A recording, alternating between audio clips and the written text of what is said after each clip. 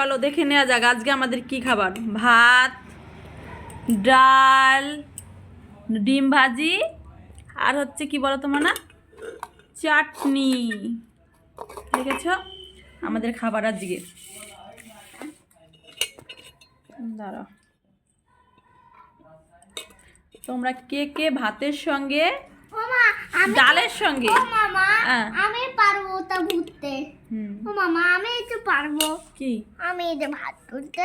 ও ভাত দেবে, কেমন লাগে বলো, কেমন লাগে?